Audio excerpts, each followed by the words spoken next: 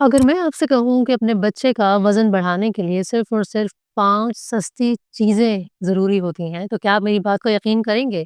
वो पेरेंट्स जो कि महँगे-महँगे जार्स या महँगे-महँगे सीरियल्स खरीदते हैं ये सोच के कि शायद इससे बेबी का वज़न बढ़ेगा, तो ऐसा नहीं होता बल्कि वज़न एक जगह पे रुक जाता है।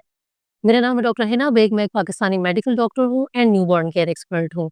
आपको बेबी के डाइट प्लान से रिलेटेड कुछ चीज़ें पता करनी है, जाननी है, किस तरीके से बच्चे को खाना खिलाना चाहिए, तो 6 मंथ से लेके 1 ईयर तक के डाइट प्लान्स की पूरी वीडियोज़ इस प्लेलिस्ट में मेंशन है। आज की इस वीडियो में हम बात करेंगे साइंस के साथ घर की वो सस्ती चीज़ें हैं जिससे बच्चे का वेट गेन हो सकता है। जैसे ही आप मार्केट में जाते हैं तो देखते हैं कि बहुत सारी शेल्व्स हैं और उन शेल्व्स में तमाम किस्म के सीरियल्स और जार्स रखे हुए होते हैं। कोई स्टेज 2 प्यूरी है, कोई स्टेज 3 सीरियल्स है और मदर्स ये समझती हैं कि शायद एक महँगा सीरियल बच्चे के वेट गेन में ज़्यादा हेल्प करेगा। लेकिन बात वहीं पे आ जाती है कि जो प्राइस है, वो न्यूट्रिशन का स्केल नहीं बना सकती। वेट गेन का फ़ॉर्मूला बहुत ही सिंपल है, सिर्फ़ 4 चीज़ें होती हैं। आपने एक अच्छे अमाउंट में कैलोरीज़ देनी है, क्वालिटी फैट होना चाहिए उसकी मील में, इसके अलावा प्रोटीन्स और कंसिस्टेंट रहें।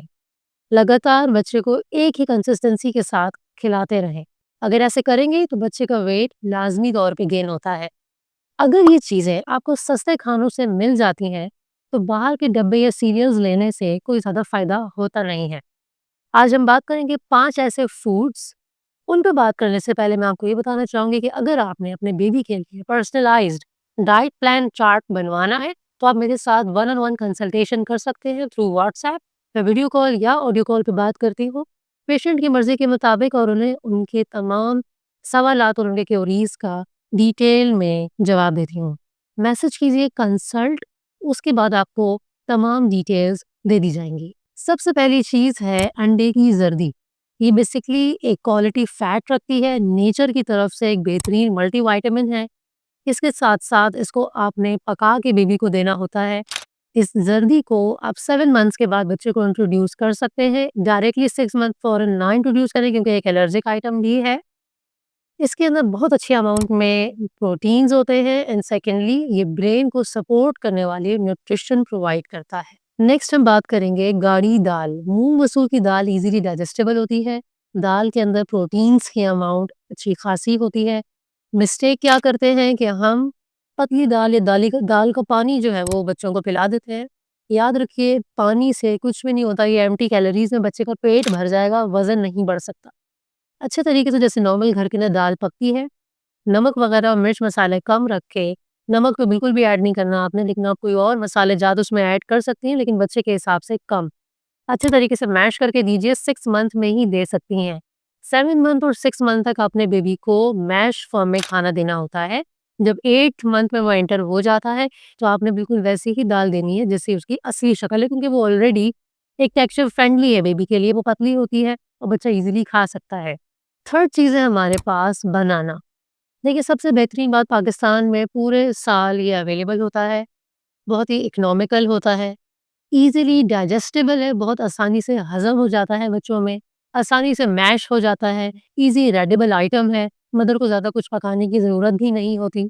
तो ये छोटी-छोटी बहुत सारी चीज़ें हैं, इसमें पोटेशियम होता है, इसमें विटामिन्स मौजूद हैं, जो कि बच्चे की सेहत के लिए बहुत ज़्यादा ज़रूरी है।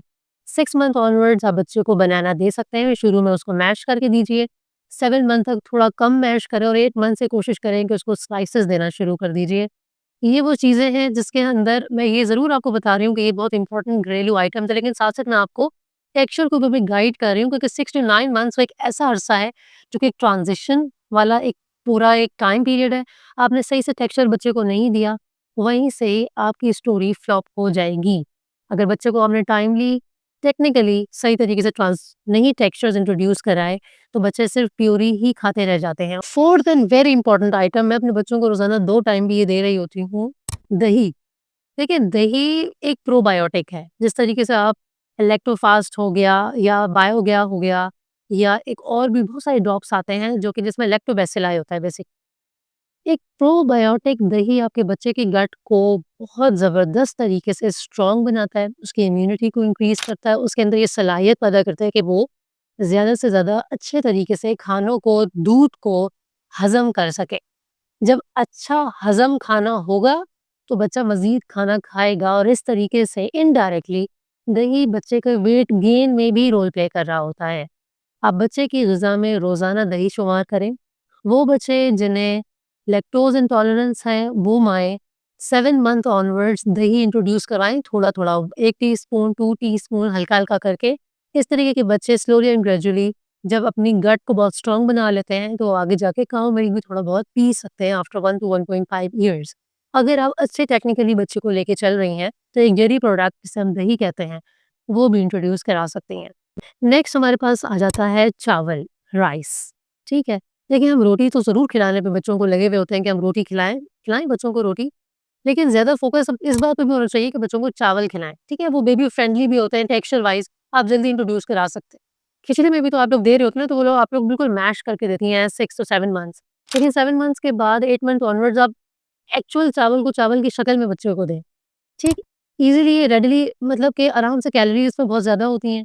आराम से बच्चा इसको हज़म भी कर लेता है, थोड़ा टाइम लगता है, बहुत ईज़िली डाइजेस्टेबल नहीं लेकिन ओवरऑल एक अच्छी कैलोरीज़ अमाउंट बच्चे को मिलती है। इसके साथ-साथ आप इसके अंदर घी ऐड करके भी बच्चे को दे सकते हैं। कुछ ड्रॉप्स, बहुत ज़्यादा अमाउंट में नहीं, लेकिन कुछ ड्रॉप्स। हेल्दी फैट बच्चे के लिए बड़ा इम्पोर्टेंट होता है। अब लास्ट में हम कुछ कॉमन गलतियों के बारे में बात कर लेते हैं। देखिए, आप लोग सबसे इम्पोर्टेंट चीज़ रैंडम टाइम पे खाना दे देती हैं। कोई भी आप लोगों को फिक्स रूटीन नहीं होता, ठीक है? फिक्स रूटीन होना बहुत ज़रूरी है। पानी वाले, शोरबे वाले या हर टाइम प्यूरी वाले खाने देती रहती हैं बच्चों को। 6 टू 7 मंथ्स समझ में भी आता है, लेकिन 7 मंथ खत्म होने के बाद बच्चे को बिल्कुल प्यूरी नहीं देनी। कोई चीज़ बाय नेचर प्यूरी है लाइक दही हो गया, दाल हो गया, वो उसकी बात नहीं कर रही मैं। लेकिन जो चीज़ बाय नेचर प्यूरी है ही नहीं, उसको मैश करके प्यूरी करके मत दीजिए, ठीक है? कौन-कौन सी ऐसी चीज़ें हैं जिसके अंदर हमें फ़िक्र करनी चाहिए? देखिए, अगर आपका बच्चा फ़ीड मुकम्मल तौर पे छोड़ दे, ठीक है? बीमार हुआ हो यकीनन उसी की वज़ह से छोड़ेगा। दूसरी चीज़ या तो आपने बहुत फ़ोर्सफुल फ़ीडिंग की हुई है, उसकी वज़ह से बच्चा खाना खाना छोड़ देता है या उसे बहुत ज़्यादा लूज़ स्टूल्स हो रहे हैं या वॉमिटिंग हो रही है। इसके अलावा आपने बच्चे को एक टेक्निकली दूध कम करना है, ठीक है? ऐसा नहीं है कि आपने दूध बच्चे का जो है ना एक साथ ही ख़त्म कर दिया या अभी उतना ही रखा हुआ है और सिर्फ़ चखाने के लिए उसको सॉलिड्स दे रहे हैं, ऐसे भी नहीं करना होता। छोटी-छोटी चीज़ें हैं, इनका ख़्याल कीजिए।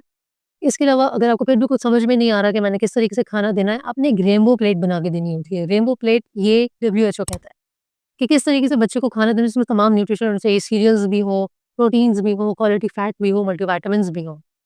तो इसी तरीके से बच्चा वेट अच्छे तरीके से गेन करता है और ये तमाम चीज़ें कंसिस्टेंसी से आती हैं। रोज़ाना करनी होती हैं, हार नहीं माननी होती। स्लोली एंड ग्रेजुअली बच्चे का वेट गेन होता है और अगर वेट गेन डब्ल्यूएचओ के अकॉर्डिंगली बिल्कुल ठीक है, तो हेल्दी डाइट देना बहुत ज़रूरी है उसके ब्रेन ग्रोथ के लिए।